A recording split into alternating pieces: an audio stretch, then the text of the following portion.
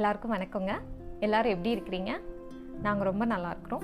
இன்றைக்கி நம்ம என்ன பார்க்க போகிறோம் அப்படின்னா, சீரக சம்பா ரைஸ் வச்சு எப்படி வெஜிடபிள் பிரியாணி ரொம்ப டேஸ்ட்டாக கொஞ்சம் வித்தியாசமான முறையில் எப்படி பண்ணலாம் அப்படின்னு பார்ப்போம். இது வந்து ரொம்ப நல்லாயிருக்கும். உங்கள் வீட்டில் எல்லாருக்கும் பிடிக்கும். சின்ன குழந்தைங்க வர நல்லா சாப்பிடுவாங்க. நம்ம நார்மலாக ரெகுலர் பிரியாணி மாதிரி இல்லாமல் இது கொஞ்சம் டிஃப்ரெண்ட்டாக இருக்கும். ஆனால் டேஸ்ட்டு சூப்பராக இருக்கும். வாங்க எப்படி பண்ணலாம் அப்படின்னு பார்க்கலாம். ஃபஸ்ட்டு பிரியாணிக்கு தேவையான மசாலா அரைச்சிடலாம். என்னென்ன பொருள் எவ்வளோ அளவுன்னு சொல்லி டிஸ்கிரிப்ஷன் பாக்ஸில் கொடுத்துருக்கேன், செக் பண்ணிக்கோங்க. ஒரு குக்கரில் 4 டேபிள் ஸ்பூன் கடலெண்ணெய், 1 டேபிள் ஸ்பூன் நெய் சேர்த்துக்கோங்க. அது நல்லா சூடானதும் 3 ஏலக்காய் 3 கிராம்பு சேர்த்துக்கலாம்.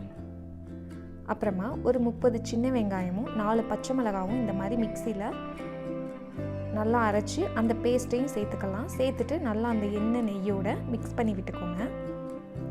வெங்காயம் சீக்கிரம் வதங்கிறதுக்காக 1 டீஸ்பூன் உப்பு சேர்த்துக்கிறேன். இது அடிக்கொருக்கா நம்ம கிளறி விட்டுட்டே இருக்கணும், எல்லாம் கீழே அடி பிடிச்சிரும். இந்த மாதிரி ப்ரௌன் கலர் ஆனதுக்கப்புறமா இதில் 1 டீஸ்பூன் இஞ்சி பூண்டு விழுது சேர்த்துக்கோங்க. இதை ஒரு நிமிஷம் நல்லா கிளறி விட்டுட்டே இருந்தீங்கன்னா அதோட பச்சை வாசனை போயிடும். அதுக்கப்புறமா ஒரு சின்ன சைஸ் தக்காளி சேர்த்து அது நல்லா மசிஞ்சு வராத மாதிரி இந்த மாதிரி வதக்கிக்கோங்க. இதில் நம்ம அரைச்சி வச்சுருக்கிற 2 டேபிள் ஸ்பூன் பிரியாணி மசாலா சேர்த்துடலாம். அதுக்கப்புறமா நீங்கள் உங்களுக்கு பிடிச்ச வெஜிடபிள்ஸ் இதில் சேர்த்துக்கோங்க. இந்த மாதிரி நீல வாக்கில் கட் பண்ணி கொஞ்சம் பெரிய பீஸாவை கட் பண்ணி சேர்த்துட்டு அது வேகிற அளவுக்கு, அதாவது ஒரு 1/2 கப் தண்ணி விட்டு மூடி வச்சுருங்க. அது நல்லா ஒரு 3/4 பாகம் நல்லா வேகட்டும்.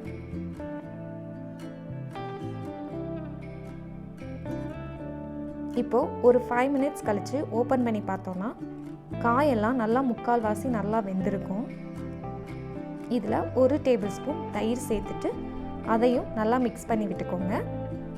அப்புறமா ஒரு கை நிறையா கொத்தமல்லி இலையும் புதினா இலையும் சேர்த்துக்கலாம்.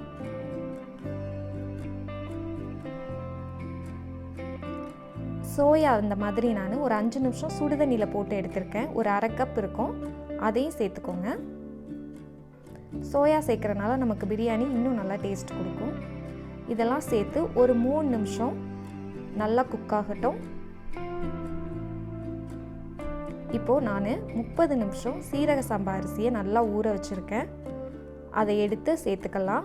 1 கப் சீரக சம்பா அரிசிக்கு 2 கப் தண்ணி ஊற்றிக்கோங்க. ஊற்றிட்டு நல்லா மிக்ஸ் பண்ணிவிட்டு தேவையான அளவு உப்பு போட்டுக்கலாம். உப்பு செக் பண்ணிக்கோங்க. உப்பு வந்து நமக்கு வந்து உப்பு லைட்டாக உப்பு வைக்கிற மாதிரி இருந்துச்சுன்னா பிரியாணிக்கு கரெக்டாக உப்பு மேட்ச் ஆயிரும்.